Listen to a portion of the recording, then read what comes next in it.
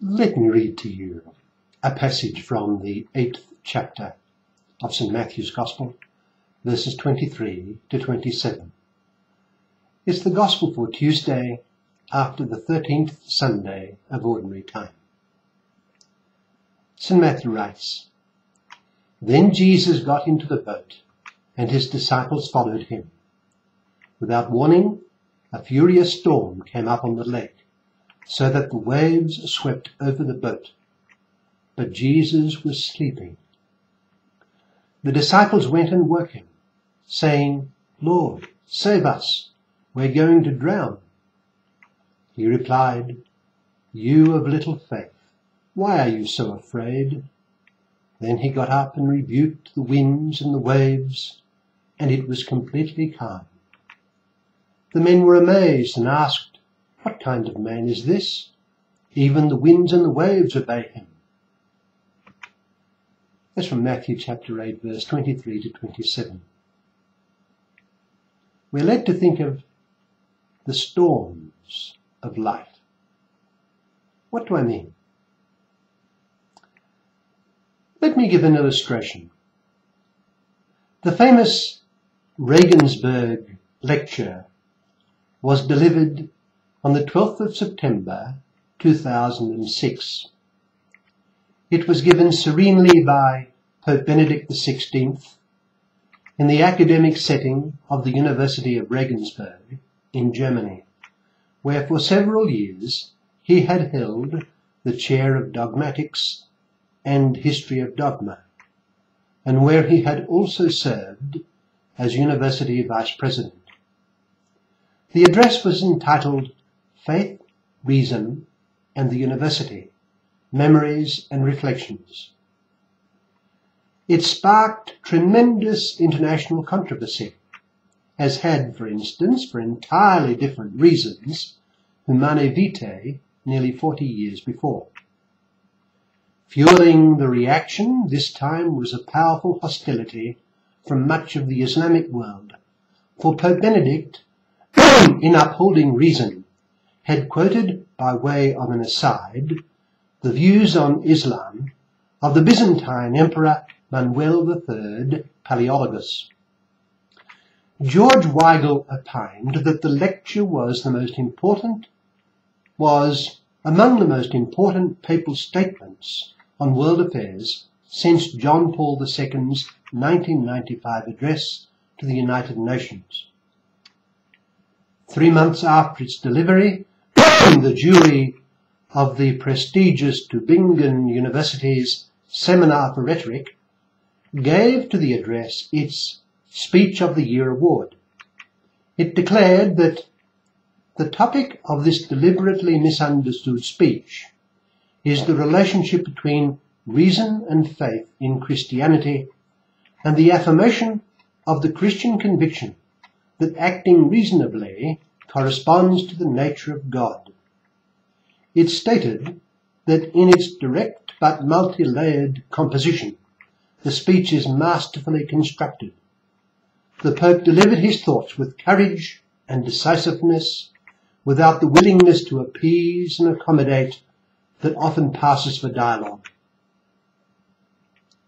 The lecture is a mere 8 single-spaced pages of text, and has been described by some as timeless as the Gettysburg Address, or Pericles' funeral oration, Plato's Apology, and Henry V's speech on St. Crispin's Day. No doubt it will be studied and read, like much of Benedict's writing, for generations to come. But what I wish to highlight here is the equanimity which the Pope displayed amid the frenzied uproar of Islam. No one would know the degree to which he suffered from this convulsion, which is now largely forgotten. He, a quiet scholar of the first order, bearing the burden of the Church as her chief pastor. Expressing himself sorry for any offence caused, Benedict was in the midst of a storm, but he knew that Christ was there by his side. The event is an illustration of the timelessness of our gospel passage that I read earlier from Matthew chapter 8, verse 23 to 27. But to continue our illustration from the person of the successor of Peter at that time, that was not the only storm in Pope Benedict's life. He had had difficulties as a university professor with the student and staff agitation of the late 1960s and 70s swirling about him. Following this, he had difficulties during his ministry as Archbishop of Munich and Friesling, to which he had been called by Pope Paul VI. He had difficulties during his long tenure in Rome as prefect for the Congregation of the Doctrine of the Faith, one instance being the reaction following the publication of Dominus Jesus. This declaration, which Ratzinger and his congregation authored, was subtitled On the Unicity and Salvific Universality of Jesus Christ and the Church. It was approved by Pope John Paul II and published on August the 6th, 2000. It is most widely known for its elaboration of the dogma that the Catholic Church is the sole true Church of Christ, and it comments on what it means for the true Church to subsist in the Catholic and Roman Church. The document states that, and I quote, "This Church, constituted and organized as a society in the present world, subsists in the Catholic Church, governed by the successor of Peter and by the bishops in communion with him." With the expression subsisted in, the Second Vatican Council, it says, sought to harmonize two doctrinal statements. On the one hand, that the Church of Christ, despite the divisions which exist among Christians, continues to exist fully only in the Catholic Church, and on the other hand, that outside of her structure, many elements can be found of sanctification and truth, that is, in those churches and ecclesial communities which are not yet in full communion with the Catholic Church. Well, the document caused a storm, especially among many Christians who were not Catholic, but also among many Catholic scholars who had forgotten the Church's teaching on this matter. The point I'm making here is that once again, Ratzinger found himself caught up in a storm, as in our gospel today.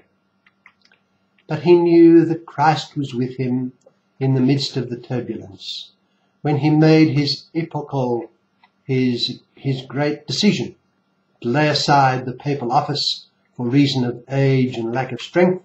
What was remarkable was his characteristic equanimity. Typically, he showed humility, meekness, gentleness, intelligence, and serenity. This continued as his successor captured the fascination of the world's media, while he was cast by it in a constantly negative light. But Christ was by his side, and he knew it. Consequently, for the mature and careful onlooker, Benedict XVI continued to show a remarkable maturity and holiness, stamped by gentleness and humility. His life illustrates the perennial relevance of our gospel scene that I read earlier. The disciple of Christ will have the Saviour by his side amid the inevitable storms, though he may seem asleep.